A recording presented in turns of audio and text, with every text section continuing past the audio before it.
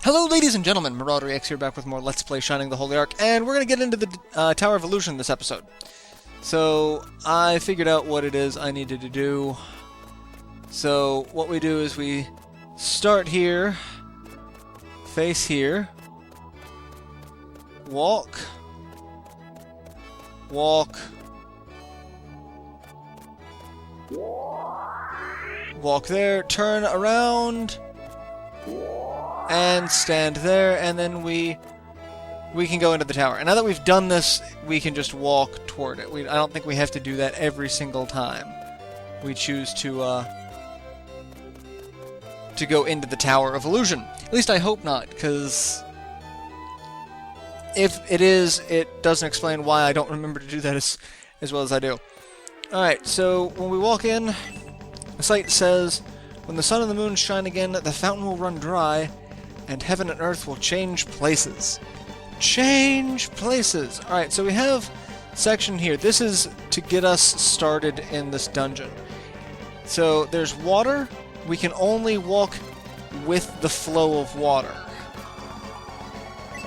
There are all these levers that are going to be placed around to change the flow of water so that we can walk with it. This place is huge. The tower, as you can see on the outside, the bottom floors are larger and they get smaller as they go up. So the first two floors are going to take us a little while. Then the last floor is not going to take us as long because there's considerably less to them. But we're going to be spending a lot of our time here anyway to farm. So we have some new enemies here, the remnants. They're the upgrades to the mummy. However, our team is considerably stronger now than they really should be. So Arthur's going to throw out a Spark 3, Melody is going to throw out Elemental 4, Rhodey's got Lightning 3, so he'll throw that out, and Forte with Blaze 4, and that should be enough to kill these guys, actually. So 78 to 90 damage. Lightning 3 is going to throw out 100 points damage. Power Spark level 3, this is going to be fun. 139, 137, and 132. And then Elemental 4 is actually really, really disappointing in terms of elemental spells. All of the other spells looked so cool. This one's just kind of That's kind of boring. Normally you figured Earth would have been the first elemental and then it would have kind of gone from there, but no. That's it. 3,600 gold plus 792. We're also not going to have to buy as many pieces of armor and even fewer pieces of weaponry coming up, so we do have that. Let's see, I actually want to go up here and then examine this, and we'll get an elixir. There's only 5 treasures on this entire floor, which is actually kind of ridiculous, given just how much floor space this dungeon carries. So, and then we're going to have a new enemy kind of show up. An upgrade to the wall enemies from, oh god, what was it? The South Shrine? Was it that long? I think it was that long ago that we used the Magic Matic. So, these are Pesters, and we don't need this party. We need Basso and Doyle back in. These things actually breathe out ice. I have tried testing out stacking as many of the breath defense spells as possible. It does nothing. I am convinced now. I'm 100% convinced that breath defense does nothing in this game.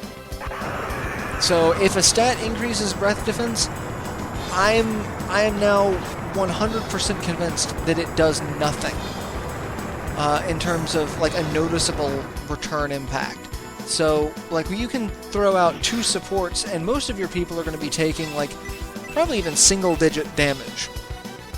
I was able to put out 2 breath defenses Granted, it raises breath defense by only like 25 a pop, so not nearly as impactful as support, but it lowered it maybe by 10 points of damage. Not anything that I could not even verify would be within the random number generator. So I'm a firm believer now that breath defense does nothing. So that's just where I've hit at this point. So makes Lisa a little less useful. There is nothing on that statue, so we just want to go this way. And then there's nothing on that statue either, is there? No. So we just need to keep going up this way. And we're going to get into another fight with another Revenant and a Mad Muscle. I'll cut this out because neither of these guys are new now.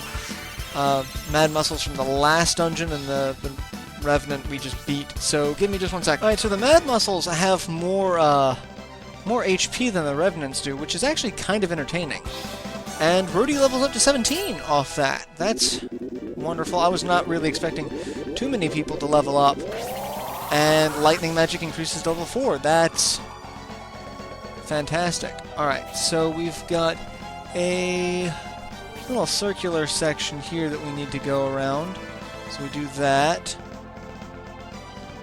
And that'll change the direction, but I think we can just kind of go around. And yeah, we can just go around. I don't think we actually need to hit that treasure chest, or that switch. So get the treasure chest with the mithril, and that gives us the ability to make another weapon. And I was just sitting there thinking in the last fight, who I need to make what equipment for. Oh, I do need to hit that, so that I can go back out. Okay, well, I did not think about that at all, that there was a one-way path to get out, so that's not the way to go either. So now we go all the way back down to the beginning, and we should be able to go up and around this way. I don't remember what is over here. There's just a switch, which we don't really need to hit, so we can already go that way. And there's a switch there, and more Revenants! Yay! So give me just a second. Alright, Revenants are done. So yeah, we are going to have some mithril.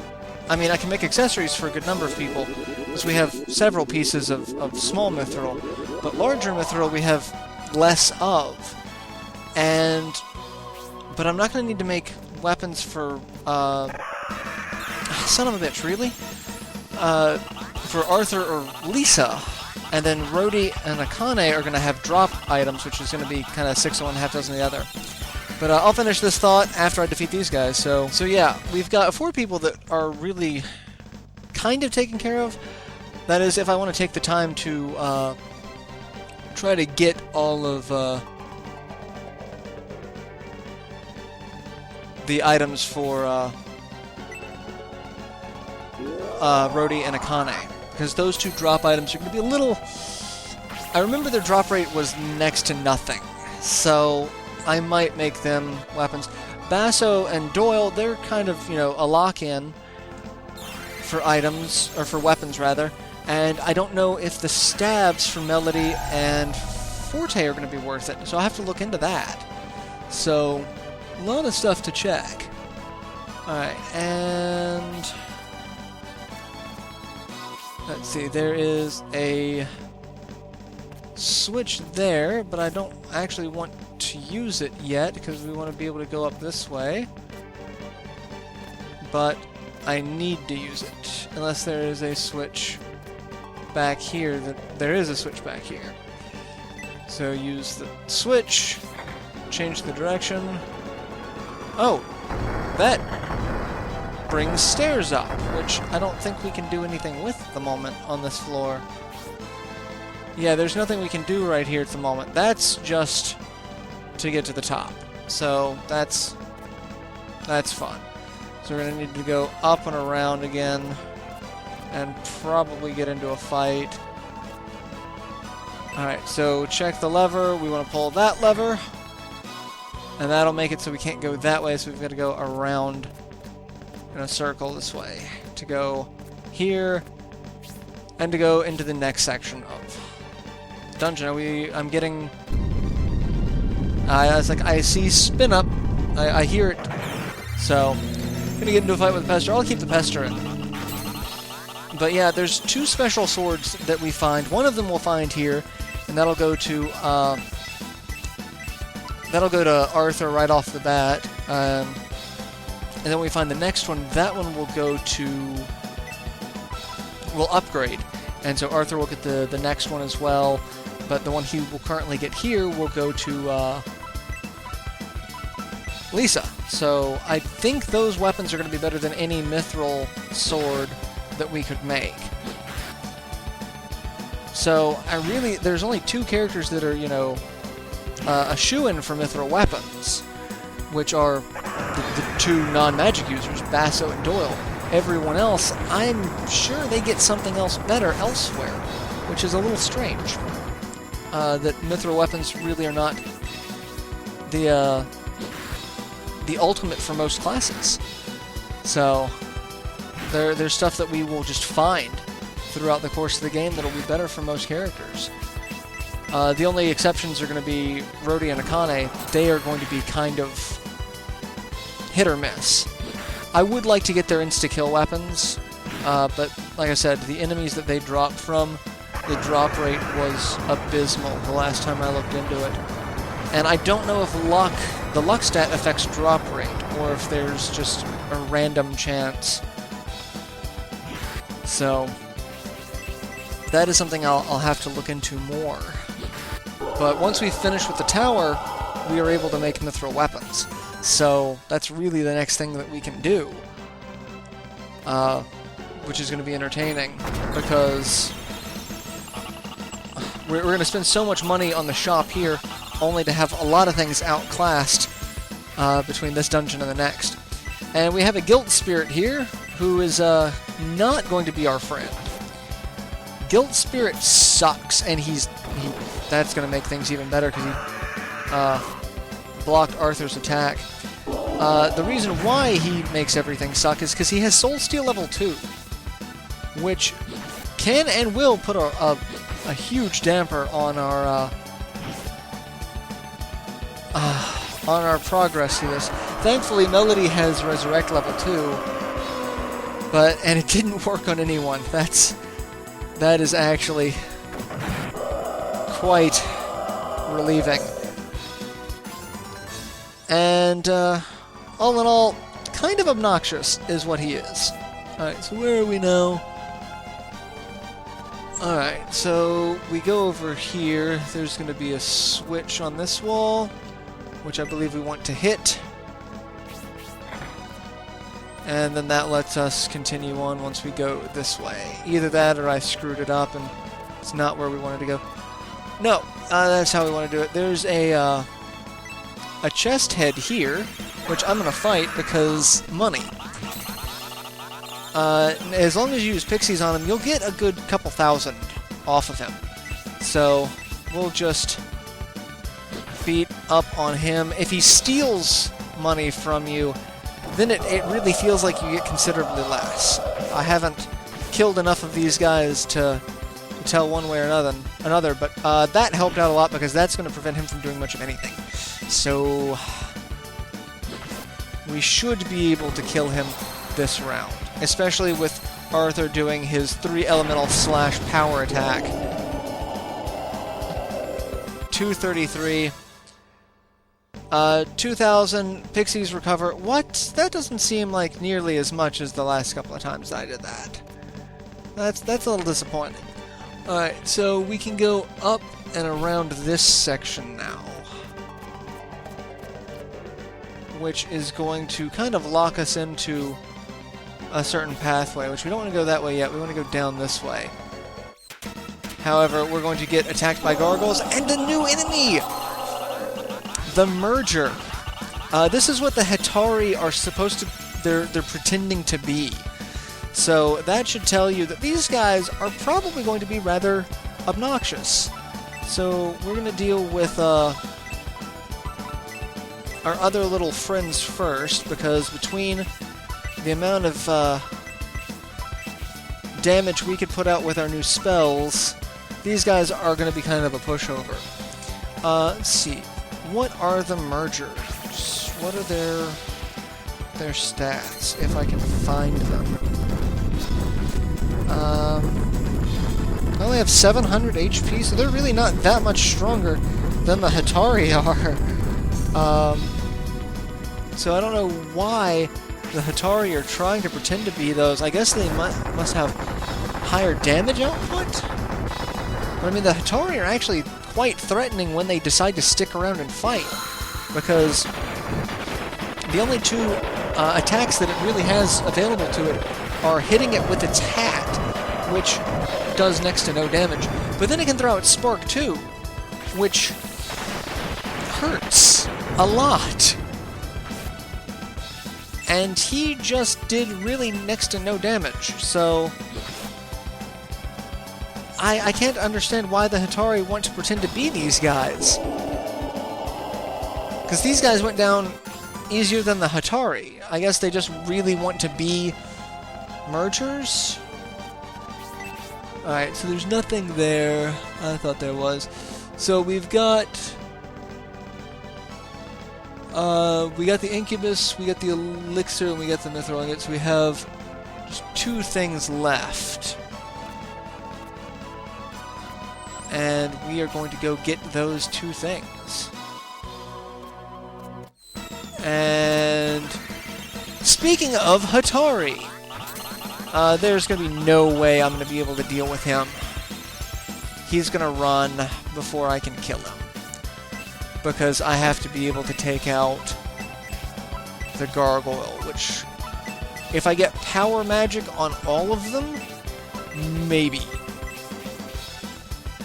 Oh, but he's going to stick around long enough to cast Spark, which is actually going to do a little bit of damage, because I haven't been healing as much as I should.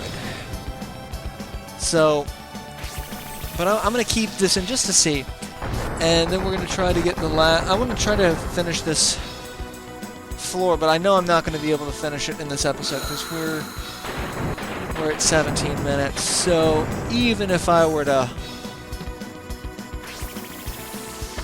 cut out every fight from here on out, I just don't think I'm going to be able to, because we've still got a lot of ground to cover, and we're going to have a couple of new enemies show up once we get towards the set of stairs. So, alright, so he's done. Just for shits and giggles, let's switch out to our attack team. Oh, okay, Power Spark, so he's going to stick around, which means I'm going to be in a whirl of hurt, but he's sticking around, meaning this team can kill him. So that's actually going to be really entertaining. It should be able to... well, it might not. I don't know. Oh, well, just enough. Just enough. So that's 3,000 XP right off the bat. And we found another Dragon Orb. So Arthur's going to level up to 18. And get Spark level 4. Akane is going to level up to 17. She doesn't get any spells. Forte levels up to 8. So yeah, that was worth it. However, I do need to heal everyone, so Akane is going to use her Praying 3 to heal most of my force, because I'm going to need that. So yeah, I guess I'll end this episode here, and we'll get back to this spot in the next episode. I'll go back to town, recover, save, you know, the standard stuff that I do, and we'll get back to this point, and we'll get the last 2 treasures, and go up to the 2nd floor and start the 2nd floor. So, yeah, see you guys in the next installment. Till then, later everyone.